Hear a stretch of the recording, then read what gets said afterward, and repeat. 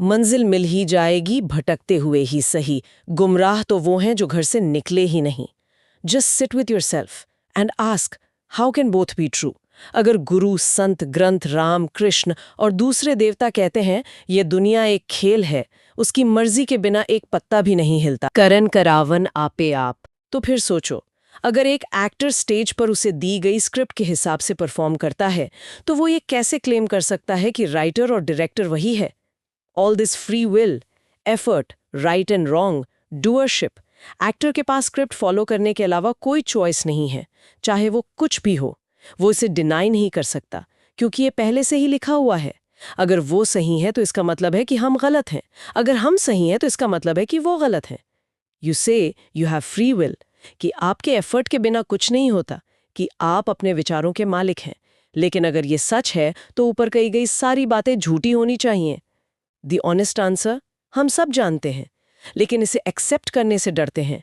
We just fail to accept the dark truth. चलिए इसी गुत्थी को सुलझाते हैं, और इस बहस को समझने के लिए हमारे पास काउंसलर अजय भल्ला के कुछ बहुत ही प्रोवोकेटिव विचार हैं। बिल्कुल, और ये कोई सिंपल फिलोसॉफिकल डिबेट नहीं है, ये हमारे मेंटल पीस, हमारे स्ट्रगल्स, हमारी डे टू डे लाइफ से जुड़ा है। हाँ, और काउंसलर भल्ला जिस तरह स्पिरिचुअल विजडम को मॉडर्न साइकोलॉजी के आईने में दिखाते हैं, इट्स ब्रिलियंट। It is. वो कहते हैं कि हमारे ज्यादातर दुख की वजह बस यही एक कंफ्यूजन है कि ड्राइवर सीट पर बैठा कौन है, हम या कोई और। बिल्कुल।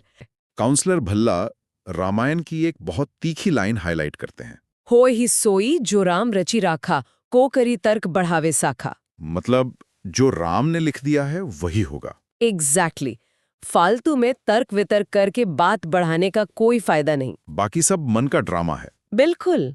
और सिख गुरुओं ने तो इसे और भी गहराई से समझाया है। पत्ता भी नहीं हिल सकता उसकी रजा के बिना। हाँ, और करन करावन आपे आप, मतलब the creator is the only doer. करने वाला और करवाने वाला दोनों वही एक है। गुरु नानक देव जी ने तो साफ कहा था कि ये दुनिया एक खेल है, एक नाटक है, और हम सब सिर्फ एक्टर्स हैं। राइट। और भगवान कृष्ण ने तो अर्जुन से बिना किसी फिल्टर के एकदम डायरेक्टली कहा, I am the doer, I create, I destroy. पर कॉन्फ्लिक्ट यहीं से शुरू होता है। Why is this truth so threatening? Because it takes away all the powers of controlling the world. सच इसलिए डराता है क्योंकि ये हमसे हमारे कंट्रोल का इल्यूजन छीन लेता है। अच्छा। वो एहसास कि मैं कंट्रोल में हूँ, मेरी जिंदगी मेरे हाथ में है, ये इंसान का सबसे बड़ा ईगो बूस्ट है ना? हाँ, बिल्कुल। काउंसलर भल्ला लिखते हैं कि फ्री विल और एफर्ट का ये जो इल्यूजन है, ये माया का सबसे बड़ा ट्रैप है। मतलब ये ट्रैप भी स्क्रिप्ट में ही डाला गया है। एग्जैक्टली। हमें लगता है है। लेकिन यहाँ एक सवाल उठता है। हाँ, हमारे ही ग्रंथ, खासकर गीता, कर्म योग पर बहुत जोर देते हैं, पुरुषार्थ यानी एफर्ट। हाँ, अगर सब कुछ पहले से ही लिखा है तो फिर सही कर्म करो, इन सब बातों का क्या मतलब है? ये तो कॉन्ट्रडिक्शन हुआ ना। ये बेहतरीन सवाल है, and this is the core paradox. Right. Counsellor Bhalla के लेखों की खासियत यह है कि वो इस पैराडॉक्स को नकारते नहीं, बल्कि इसी को अपने आर्ग्यूमेंट का हिस्सा बनाते हैं। कैसे? उनके नजरिए से कर्म करने की इच्छा, एफर्ट डालने का ख्याल, और यहाँ तक कि ये सोचना कि मुझे पुरुषार्थ करना चाहिए, ये सब भी स्क्रिप्ट का हिस्सा है। Wow, that's a deep cut. The urge to act, the feeling of making a choice, ये सब प्री प्रोग्राम्ड इम्पल्सेस हैं। तो मतलब कर्म योग का सिद्धांत फ्री विल का सबूत नहीं, बल्कि एक ब्रिलियंटली डिजाइन स्क्रिप्ट का हिस्सा है। That's a mind bending thought. उनके नजरिए से एग्जैक्टली जिसे मेहनती इंसान का रोल मिला है वो मेहनत करेगा, और जिसे आलसी का, वो आलस करेगा। Real trap is doership. But in reality, we are forced to do. ये ईगो कि मैं कर रहा हूँ, जबकि सच ये है कि हमसे करवाया जा रहा है। चलिए इस बात को थोड़ा डेली लाइफ में लेकर आते हैं। Outside we become our own gods. 1 minute faith, next minute ego. Why this double standard? हम मंदिर जाते हैं, प्रार्थना करते हैं कि हे भगवान सब ठीक कर दो, और दूसरी तरफ हम कहते हैं मेरे एफर्ट के बिना कुछ नहीं हो सकता। ये तो दो नावों पर पैर रखने वाली बात हो गई। एग्जैक्टली।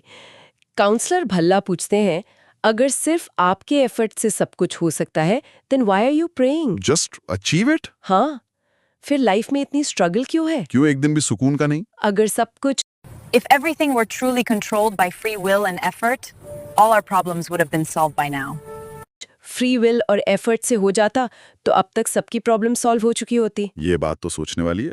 हम अपनी ही थॉट्स को कंट्रोल नहीं कर सकते। बिल्कुल। अभी सोचता हूँ पॉजिटिव रहूंगा, अगले ही पल कोई नेगेटिव ख्याल आ जाता है। इसी पॉइंट पर काउंसलर भल्ला कुछ बहुत तीखे ब्रूटल क्वेश्चंस पूछते हैं। और ये सवाल किसी और के लिए नहीं, सीधे सुनने वालों के लिए है। How do you know these things? Because I trust the truth. Yes, and he wants people to answer them with brutal honesty. पहला सवाल, if Guru, Ram, Krishna, Granth, saints speak the truth, then why do you trust your confused mind more than God's words? Justification है या बस ego? दूसरा सवाल, why is destiny acceptable only when life goes right and unbearable the moment life is hard? सच बोलो, किस्मत तब याद आती है जब कंट्रोल हाथ से निकल जाता है ना? बिल्कुल। तीसरा, why do you stand with one foot in surrender and one in stubbornness? And when life shakes and your plans fail, you blame God. मतलब प्लान बनाया अपनी फ्री विल से और जब फेल हुआ तो इल्जाम भगवान पर।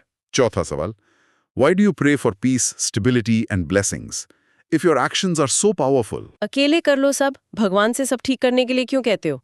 और आखिरी सवाल जो शायद सबसे पावरफुल है, if everything is in your hands, then why do you feel helpless and live in tension? If free will can solve everything, then simply remove all your problems with it.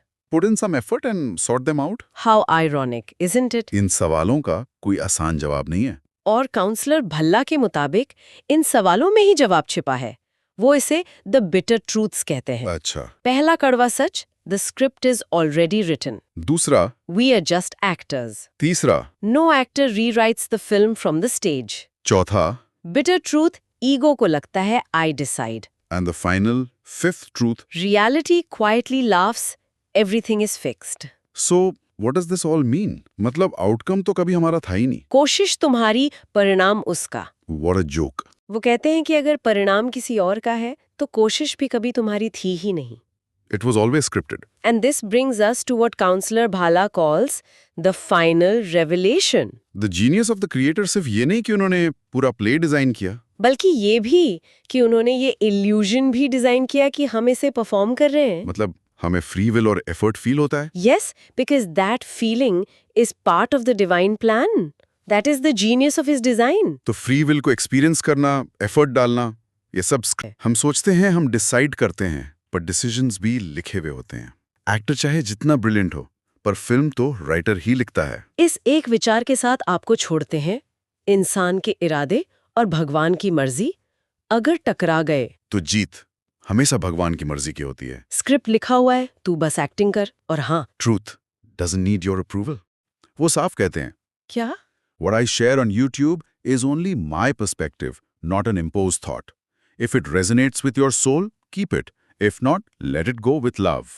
और उनके मुताबिक इन सभी भ्रमों की ultimate medicine क्या है? एक ही है, meditation.